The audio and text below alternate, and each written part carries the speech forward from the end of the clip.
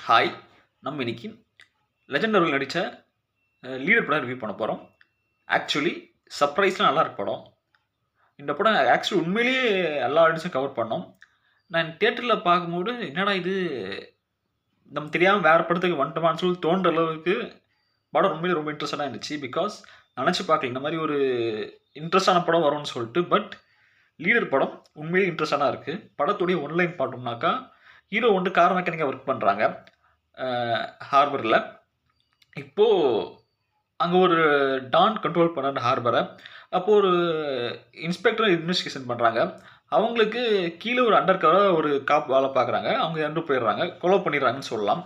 வில்லனுடைய கேங்கால. இப்போ அவங்க வந்து ஹெல்ப் கேட்குறாங்க ஹீரோ கையில. நீங்க ஹெல்ப் பண்ண முடியுமான்னு சொல்லிட்டு. கார் ரிலேட்டட் இஷ்யூவா. பட் ஹீரோ ரெஃப்யூஸ் பண்ணிடுறாரு. இப்போ அவ இப்போ நம்ம ஹீரோ லெஜெண்ட் அவர்களுக்கு ஒரு கால் வருது. இந்த மாதிரி உங்க பொண்ணு கிடைத்தாங்கன்னு சொல்லிட்டு. இதுக்கப்புறம் நடக்கிறது தான் இந்த படத்துடைய ஒன்லைன்னு சொல்லலாம். இன்ட்ரெஸ்ட்டா இருக்கு. ஸ்க்ரீன் ப்ளே ஸ்கிரிப்ட்டும் ரொம்ப ஒரு ஆடியன்ஸ் அட்ராக்ட் பண்ணுன்னு சொல்லி ஆகணும். சீட் நுனியில உட்கார வச்சிருன்னு சொல்லலாம்.